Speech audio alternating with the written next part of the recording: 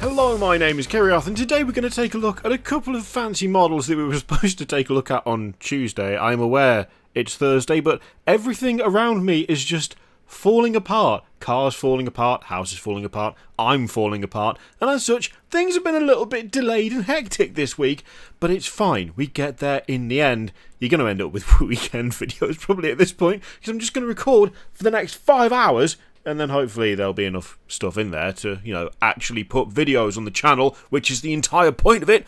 Oh my god. Anyway, what have we got today?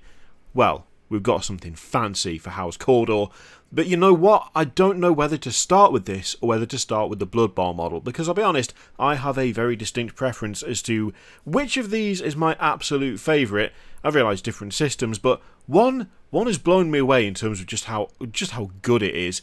The other, I cannot form an opinion either way. So, I'll tell you what, let's get the really good one done, because then we can move on to the one where I just don't know really what I'm looking at, or why I can't make my mind up about it. Sweet baby Jesus, that is the longest intro to one of these videos I think I've ever done. It's not supposed to be that long a video. Anyway, let's take a look at this lad. This is the Stig-shambler for House Cawdor, and I love it.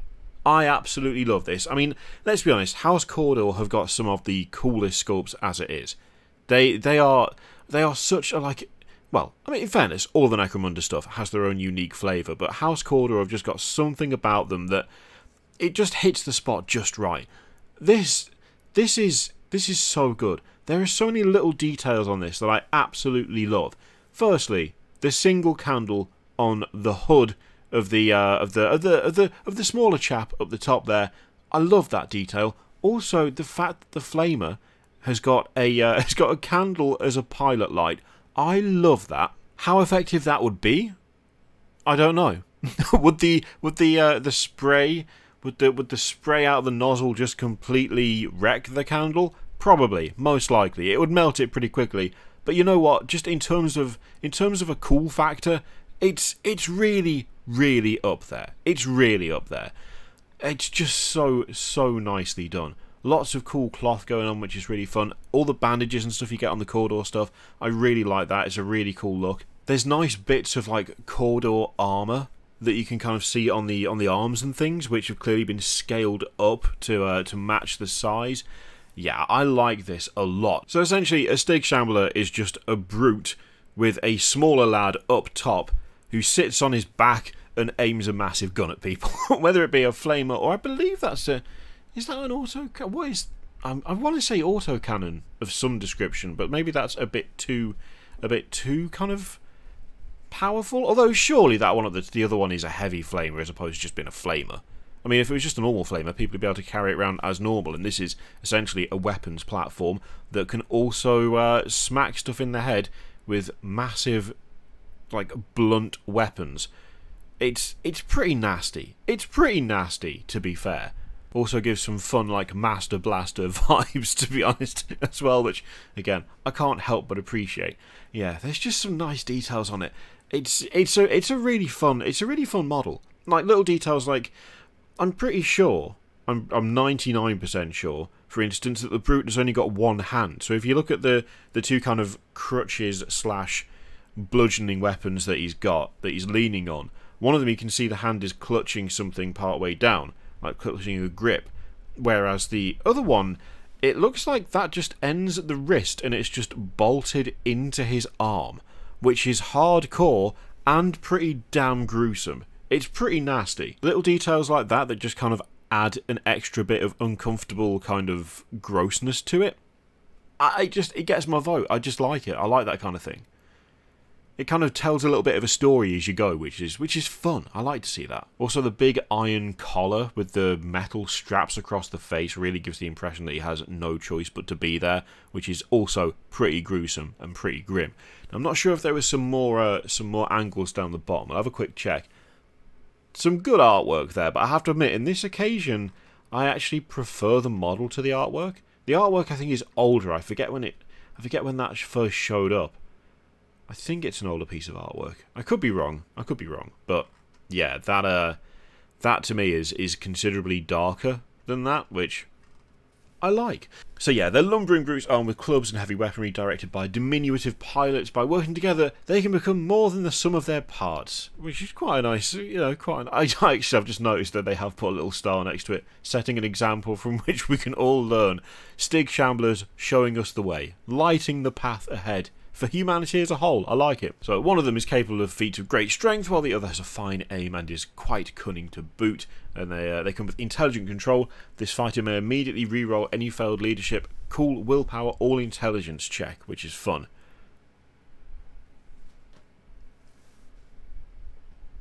Yeah, I do like this one. This is a solid model. This is a solid sculpt. I mean, to be honest, a lot of the Cawdor stuff is. I'm struggling to think of a Cawdor model that I don't like.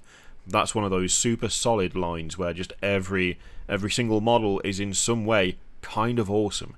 So this does not break that streak, which is good. I'd be sad if it broke the streak. Now, let's move on to Wilhelm Chaney, because I just don't know what to make of this model at all. See, I'm struggling with this because this is a very specific model, right? So this is based off some artwork. So this is the artwork it's based off. Now, of course, the benefit of the artwork is that it's cartoony, but there's also like motion lines and stuff on here, so you can kind of see the vague direction of things, like how he's moving. He's running forward. He's turned his head. He's grabbed the ball out of the air. He's biting down on it, which is like popping the ball. So it's a kind of twisting, grabbing motion that you're getting out of it. Or at least that's what it looks like to me. There's just little lines and stuff on there that make me think that that is the way that it's going. The issue that I have with the model is that in a way, it kind of lacks the context that the picture has. Which, there's not a huge amount extra on this, let's be honest, but there's just, I don't know, I feel like the motion is easier to pick up on with the artwork than it is with the model. Now, to be fair, they've recreated the artwork pretty damn faithfully. It's not like they've done a bad job of recreating the artwork. In fact, they've recreated it really, really well in this model. The issue that I'm having with it is that without the context of the artwork, it just kind of looks weird, because you don't have that same... It's not got the same sense of motion. The legs kind of look right.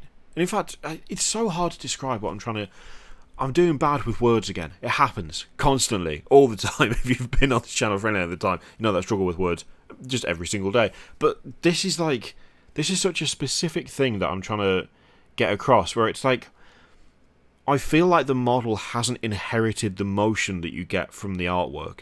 That they've recreated it perfectly.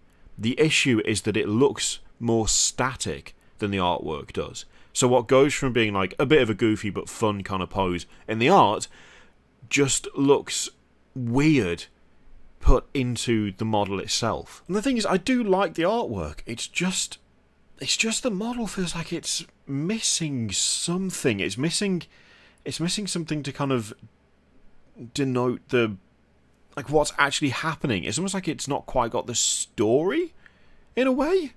Which is a super weird thing to say, and I know it's a super weird thing to say because I've just said it recreates the artwork really well, but there is a difference between the two that means that this particular model, I just can't like get my head around it.